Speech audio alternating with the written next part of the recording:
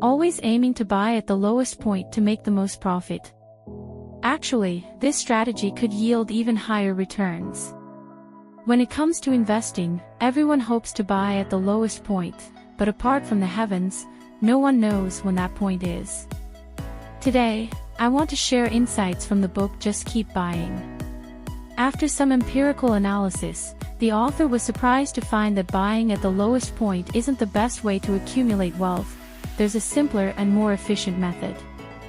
In this episode, I'll discuss some strategies for building wealth. If you want to find out which approach is most suitable for your current situation, don't miss out. Hi, I'm Kitty, and welcome to my channel.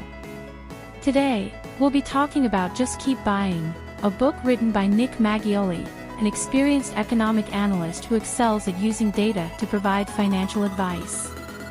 In the book, he divides wealth-building strategies into two parts: saving and investing. Saving. Let's start with saving. The book introduces the concepts of expected savings and expected investment growth. Expected savings refers to how much you can reasonably save in a month under normal circumstances. For example, if you can save $3,000 per month, your expected annual savings would be $36,000. Expected investment growth is calculated by multiplying your current capital by the expected rate of return. Let's assume an investment return of 5%, and you have $500,000 in capital. Your expected investment growth for the year would be $25,000. If your expected savings exceed your expected investment growth, it means your capital is still too low, and you should focus more on increasing savings. When your expected investment growth surpasses your savings, it's time to concentrate more on investments. The most effective way to boost your savings is by increasing your income. A study in the US showed that savings rates have an absolute correlation with income. For most people, increasing income is more effective at raising savings than simply cutting expenses. Of course, this doesn't mean you shouldn't save, but growing your income is more crucial. Many books suggest saving a certain percentage of your income, but in real life, it's challenging due to fluctuations in income and expenses. A fixed savings rate could significantly affect quality of life, especially for those with lower incomes. So instead of discussing how to increase your savings rate, it's better to focus on how to increase your income and then plan your expenses accordingly. The essence of saving is income minus expenses. You can list out fixed expenses, like rent, loans, and phone bills, and then estimate variable expenses, like food, entertainment, and travel.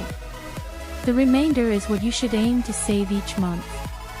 Many people fall into poverty because of their low initial wealth. Researchers at the London School of Economics conducted an experiment in which they distributed wealth randomly to women in rural Bangladesh. The results showed that if these women received enough initial wealth, they could escape poverty. The conclusion of the study is that saving alone isn't the best strategy for accumulating wealth. Quickly increasing income and building your first chunk of wealth is key. The author bluntly states in the book, "The biggest lie in personal finance is that you can get rich simply by cutting expenses. The most reliable path to wealth is increasing your income and investing in productive assets." Investing. Why invest?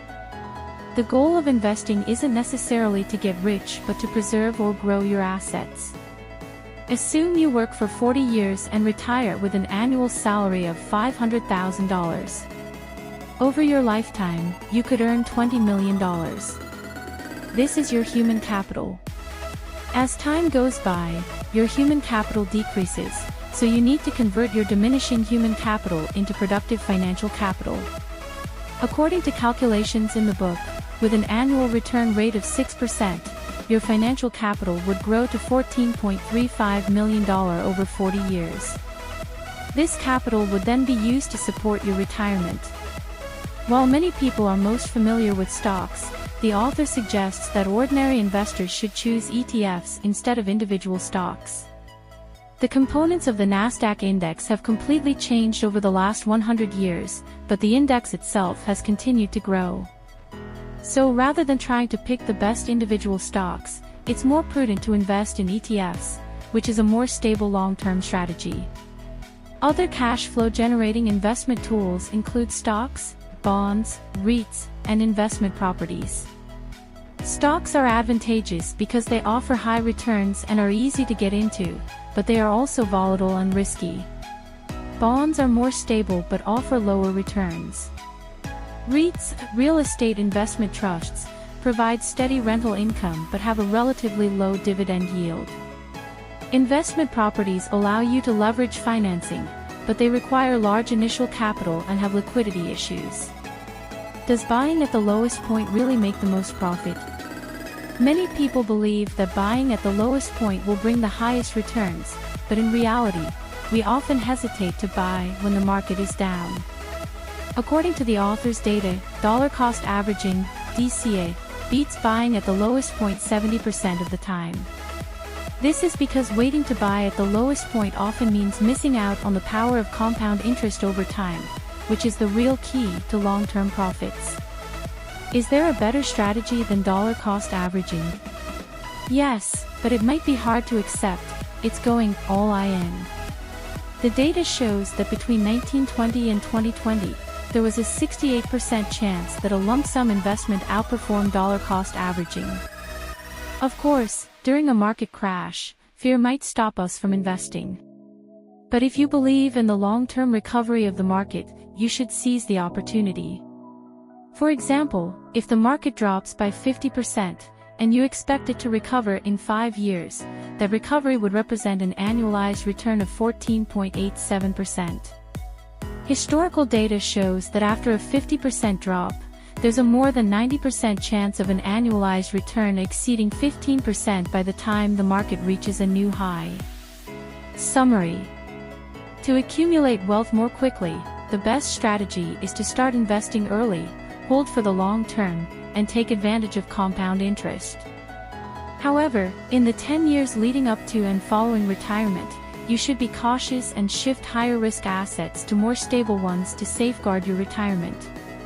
What was your biggest takeaway from this? Let me know in the comments.